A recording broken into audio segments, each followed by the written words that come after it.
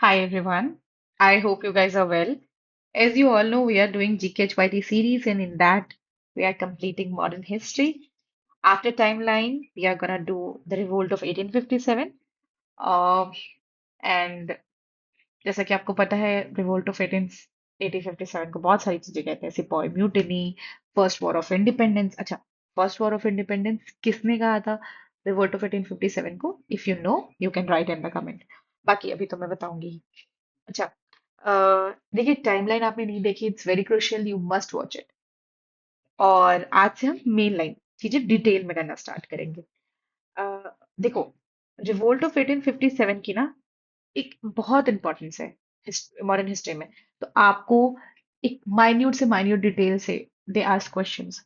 तो I tell you everything in detail. I tell you exactly what you need to remember for the exam, where the questions are being framed. ठीक है? तो मैं आपको वो सारी चीजें बताऊंगी, आपने ध्यान रखनी है। After this we just have to do Indian national movement, जिसको हम टू पार्ट में करने वाले मैं आपको बता चुकी हूँ। ठीक है? तो आपने इसको करना है। After that you have to do the notes, आपको फिर से पढ़ना है, फिर एमसीक्यूज करने हैं आपको। You have to try to solve questions that आपसे बनते हैं कि नहीं बनते। ठीक है? So let's start it. Before starting it, I would love to tell you that I am teaching it from the English PDF, but we have Hindi PDF also. तो आप ऐप पे जाके हिंदी पीडीएफ डाउनलोड कर सकते हैं, उसमें कोई दिक्कत नहीं है। आप साथ के साथ पढ़ सकते हैं। ताकि मैं बोलती तो हिंदी में हूँ, तो आप उससे रिलेट कर पाएंगे। एंड हाँ, अगर आपको लगे कि मैं बहुत धीमा और आहिस्ता चल रही हूँ, तो आप 1.25 पे देख सकते हैं। ठीक है? And there is no requirement of making notes. ये सारा नोट्स के फॉर्म में है। ठीक है? तो कहानी हिस्ट्री में समझना बहुत इंपॉर्टेंट है, कंटेक्स्ट और कहानी। कंटेक्स्ट को भी समझाना ठीक है, जो कि फैक्ट्स आपको याद रखने, आई टेल यू। बट एक कहानी होती है ना आपके दिमाग में, तो आप बड़े आराम से रिलेट कर पाते हैं। ठीक है?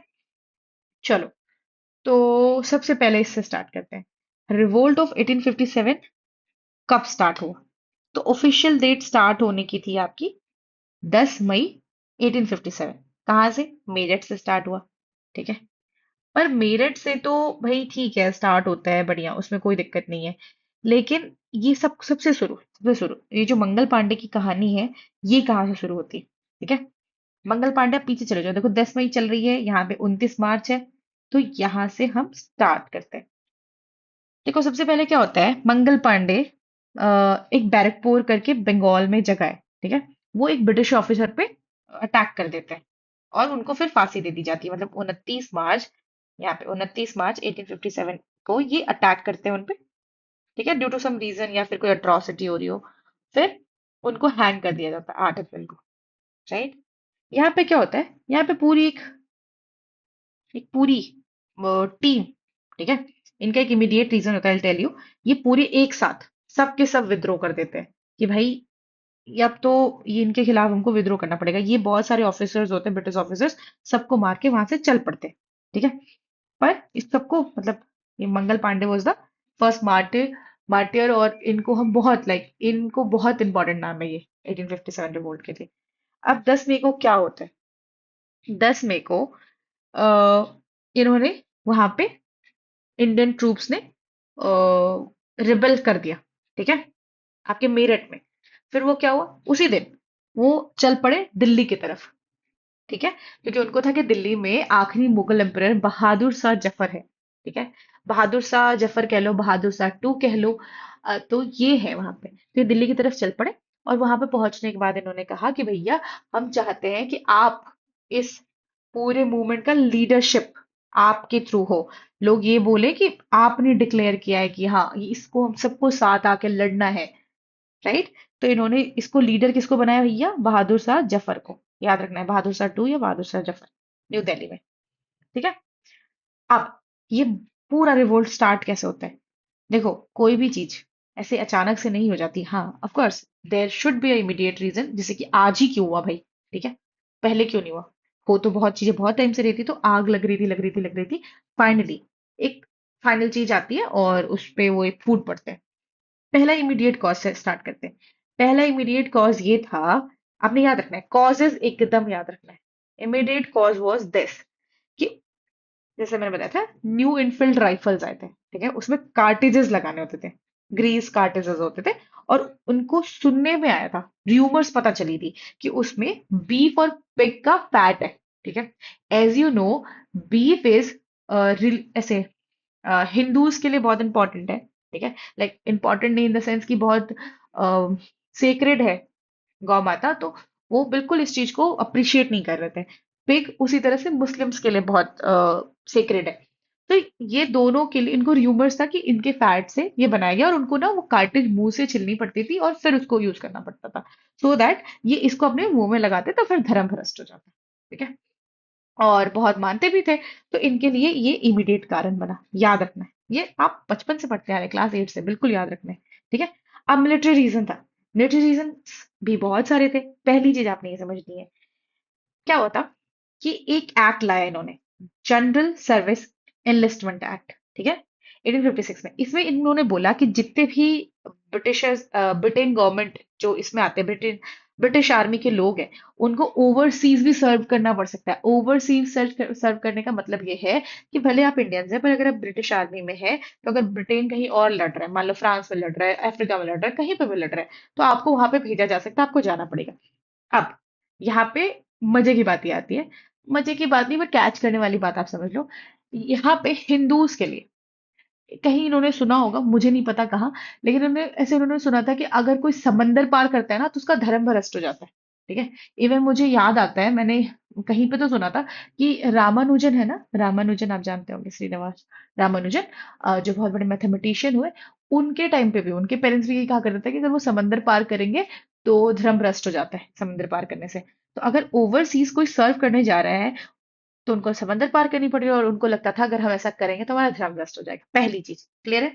दूसरी चीज जो उनको परेशान करी थी, कि भाई सैलरीज बहुत कम थे, प्रमोशन लिमिटेड थे। ठीक है, वो सूबेदार से ऊपर जा ही नहीं पाते थे, मतलब बहुत बड़े ऑफिसर रैंक पे नहीं पहुंच पाते थे। पहला रीजन, ये अंदर से उनको परेशान किए हुए था। और सोचो ना, 1856 में आया, तो ये तो चिड़े हुए हैं अभी इमीडिएटली। फिर पॉलिटिकल रीजन क्या था? देखिए, जैसा as I told you, doctrine of lapse आया था। Doctrine of lapse, Dalhousie, Lord Dalhousie का मैंने आपको बताया था। उन्होंने जिनके भी मेल हेयर नहीं है, अडॉप्टेड बच्चे, वो अडॉप्टेड बच्चों को मानते ही नहीं थे। उनका कहना था कि अगर किसी भी राजा का अपना खुद का जो वारिश है वो नहीं है, उनका बेटा नहीं है, तो वो पूरी जो जगह है ना, पूरी टेरिटरी है, उसको वो एनेक्स कर लेंगे। राइट, तो इस तरह से उन्होंने सतारा को, झांसी को, नागपुर को, सबको हड़प लिया। ठीक है, झांसी का तो मैं झांसी अपनी नहीं दूंगी, मैंने आपको बताई थी बात। इस तरह से ये, और भी बहुत, उदयपुर और बहुत लोगों को ये किया इन्होंने। ठीक है, तो मोस्टली इनको हड़प लिया। फिर इन्होंने अवध को भी एनेक्स कर लिया 1856 में ही। क्या, कैसे? बोला कि भैया तुम सही से संभाल नहीं पा रहे हो, चलो हटो, अब हम ले लेते हैं, तुमसे संभल नहीं रहा। फिर इन्होंने मुगल एम्परर की भी बहुत बेइज्जती वेज्जती करी कि भैया कुछ नहीं है। ठीक है, और भी बहुत इंडियन रूलर्स का ये सब करा था कि ये किसी को कुछ समझते नहीं थे ना। आप जैसे अगर आपने मणिकर्णिका फिल्म देखी हो, तो मणिकर्णिका में आपने ये देखा होगा कि जब वो झांसी जाते थे, तो जो मणिकर्णिका, मतलब ऑफ कोर्स, दामोदर राव, दामोदरी नहीं ना, वो मे भी जो भी है, तो गंगाधर नाम था शायद उनका, गंगाधर राव। तो जो झांसी की रानी जो है लक्ष्मीबाई, उनके जो हस्बैंड थे, वो चूड़ियां पहन के रहते थे, सर झुकाते थे, तो ये रिस्पेक्ट डिसरिस्पेक्ट करते थे सॉर्ट ऑफ। ठीक है, तो ये पॉलिटिकल रीजन से, political people, why political people get associated with it, क्योंकि स्टार्ट तो मिलिट्री रीजन्स की वजह से हुआ था, मिलिट्री ने सिपोय ने म्यूटिनी करी थी। ठीक है, रिबेल करा था, तो ये लोग क्यों पार्ट ले रहे थे? अब सोशियो रिलीजियस रिलीजियस पे आते हैं। आप, जैसे मैंने आपको कल की वीडियो में बताया था कि भाई अ, कितनी सारी तरक्की हो रही है ना, कि हम पुराने जो कुप्रथा है उस सबको खत्म कर रहे हैं, लड़कियां पढ़ रही हैं, विडो मैरिज हो रहा है, जैसे देखो सती प्रथा खत्म कराई राजा राम मोहन रॉय, और किसने? भाई लॉर्ड विलियम बेंटिक थे। ये बातें जैसी सुनो, ये दोनों नाम याद आ जाने चाहिए आपके। ठीक है, फिर इंग्लिश एजुकेशन स्टार्ट हो गई, मैकॉलेज मिनट, ये साल देखो, तारीख याद है। फिर उन्होंने क्रिश्चियनिटी फैलाने की कोशिश की, भाई क्रिश्चियनिटी अपनाओ, यहाँ पे छोटी जात बड़ी जात नहीं होता, यहाँ पे सब बराबर है, हम रिस्पेक्ट करते हैं। ये सब करने की कोशिश की, मतलब इन्होंने बहुत कन्वर्ट करने की कोशिश की। राइट, हाँ। इन्होंने क्या किया? हिंदू विडो रिमैरिज एक्ट लाया 1856। कौन? ईश्वर चंद्र विद्यासागर। ठीक है, लॉर्ड डलहौजी के टाइम पे ही आया था। तो ये सारी चीजें चल रही थी। तो इससे इंडियन सोसाइटी के दिमाग में क्या गया? इंडियन सोसाइटी के दिमाग में गया, अच्छी बातें नहीं गई। देखो, गलत हो रहा था, ये सब चीजें अच्छी हुई। देखो, क्रिश्चियन मिशनरी वाला हटा लो, और बाकी जो चेंज करने वाला, कन्वर्ट करने वाला हटा लो, वो हटा दो, तो बाकी ये इसका भी मैं नहीं जानती। ये मोस्टली ये दो बातें तो बहुत ही ज्यादा जरूरी थी। जितने भी इंटेलेक्चुअल थे उनको सही लग रही थी। लेकिन जो रिलीजियस चीजों पे बहुत मानते थे, जैसे ब्राह्मण्स हो गए और भी बहुत जमींदार में भी बड़े बड़े लोग, उनको लग रहा था कि भाई ये हमारे मुद्दे में, हमारी चीजों में इंटरफेयर कर रहे हैं, बहुत इंटरफेरेंस हो गया है इनका। ठीक है। तो इंटरफेरेंस की वजह से उनको चिढ़ मची हुई थी, राइट। तो ये इनके सोशल रिफॉर्म्स की वजह से वो, जो जिनको ये इंटरफेरेंस लग रही थी ना, ये भी उनके अगेंस्ट हो गए। इकोनॉमिक रीजंस, इकोनॉमिक रीजंस बड़ा सिंपल सा है। देखो, इन्होंने रेवेन्यू बढ़ा दी। उन्होंने बोला कि भैया आप पहले 6% अगर देना है तो अब तुम्हें 12% देना है, बढ़ाते गए। ठीक है। इन्होंने पूरा पॉलिसी स्ट्रिक्ट कर दिया कि तुम्हें देना ही पड़ेगा, नहीं दोगे तो फिर मारपीट के निकलवा लेते थे या जमीन हड़प लेते थे, लाइक दैट। ठीक है। इन्होंने क्या किया, और भी बहुत सारी चीजें, जो हमारे इंडियन आर्टिशियंस थे, क्राफ्टमैन थे, इन सबको पूरा एकदम डिस्ट्रॉय कर दिया। रीजन भी कि डी इंडस्ट्रियलाइजेशन। अगर जैसे कैसे समझाए, आ, ओके, हाँ ठीक है। जैसे ब्रिटेन में, यूरोप में क्या हुआ था, इंडस्ट्रियलाइजेशन हो रहा था, जहाँ पे वहां पे नई नई इंडस्ट्रीज खुल रही थी, मशीन्स बन रही थी। और तो वहां पे ना सारी चीजें बल्क में बन रही थी। तो इन्होंने क्या किया, जो चीजें यहाँ पे आपके हाथ से बनाई जाती थी ना, उन सब की जगह पे ये बल्क वाली चीजें लाके पटक दी। तो कोई हाथ से बनाई हुई चीज होगी वो तो महंगी होगी, टाइम टेकिंग होगी, यहाँ पे बल्क वाली चीजें लाके दे देंगे और बहुत सस्ते में बेचेंगे। तो लोग तो इसी चीज को खरीदेंगे ना। तो उस चीज को उन्होंने पूरा डिस्ट्रॉय करा दिया। तो इस चीज से भी लोगों का गुस्सा था कि भाई इतना टैक्स लेते हैं। ये बातें अगर आपको क्लियर हो, तो मेजर 4-5 रीजंस थे, मतलब अगर आप बांट सको। देखो कैसे आ सकता है, इस तरह से आ सकता है। Which of the following is not a reason of 1857 का रिवोल्ट? ठीक है, एक और आ सकता है, आप बिल्कुल बिल्कुल आ सकता है। तो आपको क्लैरिटी और अंडरस्टैंडिंग नहीं होगी, you won't be able to solve it. ठीक है। अब स्प्रेड की बात करते हैं। अच्छा, इसमें आपको क्या याद रखना है, पहले ये बता देती हूँ। आपको याद रखना है कि जैसे मैंने आपको सती अबॉलिशन बोला ना, 19 टू 1829 याद आना चाहिए, राजा राममोहन रॉय याद आना चाहिए, विलियम बेंटिक याद आना चाहिए। जैसे ही मैंने आपको विडो मैरिज बोला, आपको ईश्वर चंद्र विद्यासागर याद आना चाहिए, 1856 याद आना चाहिए। किस टाइम पे हुआ, क्या हुआ, सब कुछ। लॉर्ड डलहौजी ने डॉक्ट्रिन ऑफ लैप्स के तहत कौन से एक्ट को कब उठाया, मतलब किसको किसको एनेक्स किया। जब हम डिटेल में पढ़ेंगे वो एक्ट्स वाला या गवर्नर जनरल वाला, तो आपको पता चल जाएगा, चिंता की बात नहीं है। ठीक है। तो वो आप कर सकते हैं, राइट। अब ये सब चीजों पर आपको ध्यान देना है, ये सीधा क्वेश्चन बनाते हैं। अब नेक्स्ट पे बात करते हैं कि ये फैला कैसे। देखिए, बहुत सारे र्यूमर्स फैल रहे थे, बहुत सारी चीजें हो रही थी। दैट वाज अ रीजन कि जिससे ये फैला। और इनका कोई ऐसे भी चल रहा था कि भाई सर्कुलेशन ऑफ चपातीज, मतलब ठीक है, ऐसी कहानियां ही चल रही थी मोस्टली। ठीक है। मतलब वहां पे पीजेंट्स, आर्टिशंस, कॉमन पीपल के बीच में भी ये कहानियां चल रही थी। और धीरे धीरे करके वो लोग भी, पीजेंट्स को भी तो दिक्कत थी ना, आर्टिशंस को भी दिक्कत थी ही। तो वो सब इन्वॉल्व होते, मतलब हुए थोड़े बहुत। चलो, अब सबसे ज्यादा सवाल आता है तो इस एरिया से आता है। ये आपको एकदम रट जाना है, रट जाना है। ये अगर कम भी याद हो, लेकिन देखो कुछ कुछ तो एकदम रटना ही पड़ेगा, लेकिन अगर ये कम भी याद हो, तो भाई ये ना, अगर ये भूल रहे हो तो भूल जाओ, ये सवाल आएगा और बना पाओगे एकदम। पक्का रटना है। ठीक है। कैसे रटना है, देखो। दिल्ली से कौन लीड करता था, सिर्फ लीडर्स के नाम याद रखने हैं आपको, राइट। दिल्ली से कौन लीड कर रहा था, मैं आपको कोई ऐसे निमोनिक उमोनिक नहीं बताती भाई, नहीं, 20 बार लिखो, याद हो जाएगा। कुछ नहीं है इतना। दिल्ली से बहादुर शाह टू, अभी बताया, बहादुर शाह जफर, बहादुर शाह टीटू, वो सब की तरफ से लीड कर रहे थे। और बख्त खान, बख्त खान करके वहां पे इनके ही शायद एक एक लीडर थे वहां पे, वो लीड कर रहे थे। ठीक है। इनके साथ के साथ, ये तो बहुत बूढ़े थे ना, 82 ईयर्स के थे, इनके मे बी काइंड ऑफ, इन्हीं के किंगडम के, इनके बिहाफ पे लड़ रहे थे। इनको सप्रेस किसने किया, जो लड़ रहे थे, जॉन निकोलस। क्या आप कर सकते हो याद? ठीक है। फिर कानपुर से क्या याद रखना है आपको, कानपुर से नाना साहेब और तात्या तोपे, लखनऊ से बेगम हजरत महल, आराम से याद कर लेंगे। बेगम हजरत महल, यहाँ पे फीमेल दिख रही है ना, यहाँ पे। झांसी से तो रानी लक्ष्मीबाई, आराम से याद हो जाएगा। बिहार से कुंवर सिंह। नहीं, ये सब कैसे नहीं याद होगा, it's way too simple, although बहुत बार पढ़ना पड़ता है। दिल्ली से बहादुर शाह नहीं याद होता ना, आप छुपाओ, याद करो। दिल्ली से बहादुर शाह जफर है भाई, लखनऊ से, सॉरी, कानपुर से नाना साहेब और टाटा टोपे है, लखनऊ से बेगम हजरत महल है, झांसी से झांसी की रानी है, बिहार से कुंवर सिंह है, बरेली से खान बहादुर खान है, फैजाबाद से मौलवी अहमदुल्ला है, इलाहाबाद से मौलवी लियाकत अली है, ठीक है। इस तरह से आपको ये नाम याद करने हैं। दे कैन लिटरली आस्क कि who was leading the revolt of 1857 from Lucknow. Option में चार नाम होंगे, उसमें एक बेगम हजरत महल होगा, ठीक है। उसी तरह से बिहार से कौन लीड कर रहा था, कुंवर सिंह, कई बार आया हुआ है, कई बार आया हुआ है। फिर ये अपोज करने वालों के भी नाम आते हैं, भाई जनरल यूजरोज, ऐसे तो ये बहुत बार आ चुका है, मतलब ये क्वेश्चन आया हुआ है, ठीक है। ये वाला तो झांसी की रानी जिसने भी देखा सबको पता है ये बंदा। तो ये आपको याद करना है, कंठस्थ होना चाहिए, बार बार पढ़ो। और I will really appreciate if you will write कि कौन कहाँ से था इन द कमेंट, ठीक है। चलो, सप्रेशन। अब बात किया कहाँ से स्टार्ट हुआ, क्या स्टार्ट हुआ। इन्होंने सबसे पहले दिल्ली से इन्होंने सब कुछ स्टार्ट किया था ना, तो दिल्ली को इन्होंने रिकैप्चर कैसे कर लिया भाई, कैप्चर कर लिया भैया, ठीक है। दिल्ली अब फिर से ब्रिटिशर्स के अंदर आ गई सितंबर 1857 को, ठीक है। जैसे इन्होंने मई से स्टार्ट किया, सितंबर 1857 को दिल्ली इनके कंट्रोल में आ गई। अब और पूरी तरह से बंद हो गया। देखो हर जगह पे थोड़ा टाइम लगा ना, जैसे झांसी में टाइम लगा, अलग अलग जगह पे अलग अलग टाइम लगा। पूरी तरह से हर कोने से इन्होंने कंप्लीट सप्रेस कर दिया रिवोल्ट ऑफ 1857 को। एक साल करीब करीब लग गए, जून 20 1858, राइट, 1858। अब हम बात करेंगे causes of failure, very important.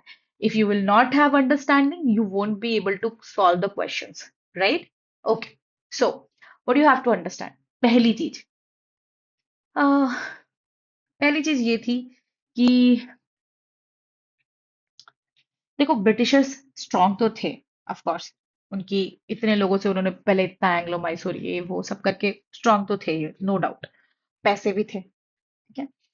अब जो लोग लड़ने आए थे ना, उनके बीच में क्या नहीं था। सबसे पहली चीज, एक एकता नहीं थी। पहली चीज, एकता थी ही नहीं, उनमें एक यूनिटी नहीं थी। यही कुछ लोग ही, अच्छा एक बात बताओ, क्या इंडिया में केवल इतने ही शहर है? नहीं है, और भी कई जगह है। पर आपको दिख रहा है ना, नहीं, केवल इतनी ही जगह के लोगों ने थोड़ी हिम्मत करके थोड़ी लड़ाई वड़ाई करी, बाकी किसी ने कोई मतलब ही नहीं दिखाया। तो पहला तो क्या था कि भाई कोई not no unified no effective leader, ठीक है। कोई कमांड, इनका सेंट्रल कमांड लैक कर रहा था। बहादुर शाह जफर 82 ईयर्स का है, क्या कर लेगा, कुछ नहीं कर पाएगा, ठीक है। और उनकी ज्यादा कुछ चलती भी नहीं है। फिर ये लिमिटेड अपराइजिंग, मतलब ऐसा नहीं था कि ये पूरा ऑल इंडिया था, ऐसा ऑल इंडिया स्प्रेड नहीं हुआ था। ये क्यों नहीं स्प्रेड हुआ था भाई, क्योंकि मैंने आपको कई बार बताया कि लोग अपना मतलब देख रहे थे। कुछ लोगों को, राजा रजवाड़ों को लग रहा था भाई अगर ब्रिटिशर्स चले जाएंगे तो हमारा ये राजा रजवाड़ा चला जाएगा, ठीक है। तो ये वो नहीं कर रहे थे। ऊपर से अगेन शराब, फोटोज, ये सब फोटोज ब्रिटिशर्स इनके खींच लेते थे, बोलते थे लंदन की मैगजीन में छापेंगे, ये खुश हो जाते थे, ठीक है। ये सिंधिया, होलकर, ग्वालियर्स, जितने भी है ना, ये सबका वही सेम हाल था। ऑल तो ठीक है, कई सारी किताबों में मौकरी की गई है, पर हटाओ, हमको इस चक्करों में नहीं पड़ना। पर मोस्टली हमको क्या याद रखना है कि लिमिटेड था, नॉट वाइड स्प्रेड। फिर कोई इफेक्टिव लीडर नहीं था। फिर इनके पास लिमिटेड रिसोर्सेज थे, इनके पास हथियार नहीं थे, पैसे नहीं थे, ठीक है। फिर इसमें कोई मिडिल क्लास का कोई पार्टिसिपेशन ही नहीं था, ठीक है। मतलब उनको कोई अता पता ही नहीं है कि कोई लड़ाई चल रही है। केवल इंटेलेक्चुअल लोगों को पता चल रहा है कि हाँ कुछ तो हो रहा है, कुछ तो हो रहा है। बाकी सबको मतलब ही नहीं है। इसी के बाद मैंने आपको इसलिए बताया था कि रिवोल्ट ऑफ 1857 के बाद सबको समझ में आया कि सिर्फ हथियार से हम ब्रिटिशर्स के साथ नहीं लड़ सकते, बल्कि हमको एजुकेट करना पड़ेगा लोगों को। हमको उनको जागरूक करना पड़ेगा, हमको उन तक बात पहुंचानी पड़ेगी कि अच्छा ब्रिटिशर्स हमारे साथ गलत कर रहे हैं, हमको उनके खिलाफ लड़ना चाहिए, हमको उनके अत्याचार सहने की जरूरत नहीं है। तो ये सब चीजें उन्होंने सीखी। फिर इनका कोई प्लान नहीं था, बस ऐसे बिना प्लान के, बिना स्ट्रैटेजी के मन किया चलो लड़ लेते हैं, लड़ लिया, ठीक है। तो अगर प्लान नहीं होगा, बहुत डिसाइसिव, फिर नहीं हो पाएगा ना, फिर वैसे हार जाओगे और क्या होगा, कैसे जीत पाओगे, ठीक है। अब नेचर में ये कह सकते हो भैया कि इनको कहा गया है फर्स्ट वॉर ऑफ इंडिपेंडेंस, मैंने पूछा भी था। सावरकर ने कहा है, ठीक है। विनायक दामोदर सावरकर, ऐसे करके नाम है इनका। सिपॉय म्यूटिनी ने भी कहा है, जैसे ब्रिटिश हिस्टोरियंस ने तो भाई इसको सिपॉय म्यूटिनी कह दिया कि जितने भी लोग थे, सिपॉय मतलब क्या कहते हैं उसको, सेना विद्रोह कह लो, ठीक है। तो फर्स्ट वॉर ऑफ इंडिपेंडेंस याद रखना है, वीडी सावरकर ने बोला है, कई बार, कई बार, अब दसों बार आपको पीवाईक्यू में सवाल मिल जाएगा, ठीक है। अब रिजल्ट्स पे बात करते हैं। रिजल्ट्स पे क्या बात करेंगे, यस। पहली चीज बता चुकी हूँ, अब आपके लिए तो ये सब बढ़िया रिवीजन और वो क्या कहते हैं इसको, कॉन्क्रीट होना चाहिए। पहला, रिवोल्ट ऑफ 1857 के बाद ईस्ट इंडिया कंपनी का रूल खत्म हो जाता है और ब्रिटिश राज स्टैब्लिश हो जाता है। दिस इज द ऐसे मिडिल पॉइंट। ठीक है, जैसे इस बार ईस्ट इंडिया कंपनी का रूल था, इस बार ब्रिटिश क्राउन का रूल हो गया। ठीक है, फिर इंडिया क्या हो गया, डायरेक्ट ब्रिटिश क्राउन के रूल के अंदर में आ गया। गवर्नमेंट ऑफ इंडिया एक्ट बना 1858 का। इसको गुड गवर्नेंस वाला भी कहते थे। ठीक है, इसमें क्या हुआ, ट्रांसफर ऑफ पावर किया गया।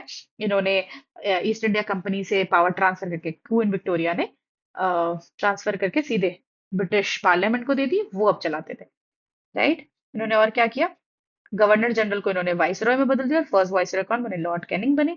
डॉक्ट्रिन ऑफ लैप्स, जिसमें आपका अगर अपना बच्चा ना हो तो आपको अडॉप्टेड सन को नहीं माना जाएगा, इसको इन्होंने अबॉलिश कर दिया, क्योंकि आपने देखा ही ना यार, कुछ ज्यादा ही कर रहे थे ये। ठीक है, तो नाउ अब अडॉप्टेड बच्चों को भी माना जाएगा, बढ़िया। ठीक है, फिर इन्होंने पील कमीशन आई थी, उसके रिकमेंडेशन पे आर्मी को रीऑर्गेनाइज करने का सोचा, क्योंकि देखो हुआ तो ये सब कुछ शुरू आर्मी के ही चक्कर में है ना, मतलब आर्मी ने ही रिबेल कर दिया। ठीक है, एक और चीज, इन्होंने डिवाइड एंड रूल पॉलिसी अपनाई। डिवाइड एंड रूल मैंने आपको कई बार बोला है, डिवाइड एंड रूल में इन्होंने क्या किया, मतलब भाई अगेन अगर आर्मी की बात करें तो हिंदू मुस्लिम करने लग जाएंगे, मतलब एक को एक के खिलाफ भड़का के रखेंगे, बहुत कुछ करके रखेंगे, मतलब तोड़ के रखेंगे, ये सब एक साथ ना आ पाए। राइट, तो ये इन्होंने पॉलिसीज अपना ली। एक इससे एक बहुत बड़ा चीज हुआ है कि ब्रिटिशर्स के एटीट्यूड में शिफ्ट हुआ है। इन्होंने ये समझा है कि अब हमको बहुत कॉशियस रहने की जरूरत है, हमको बहुत समझदारी से चीजें करने की जरूरत है। अगर हम सोच समझ के नहीं करेंगे तो इस तरह का और हो सकता है आगे विद्रोह। ठीक है, और लेस रिफॉर्मिस्ट का थोड़ा सा मतलब समझिए कि इनको ये समझ में आया कि भैया हमको इनके सोशल मैटर से दूर रहना है। ये सती करे, आग लगा दे, कि विधवाओं की जिंदगी मुश्किल कर दे, या बच्चों की शादी कर दे, हमको नहीं पढ़ना भाई, ये लोग पागल है, छोड़ो, लड़ने लग जाएंगे। तो ये थोड़ा लेस रिफॉर्मिस्ट, ऑल दो जो हो चुका था वो तो हो ही चुका था।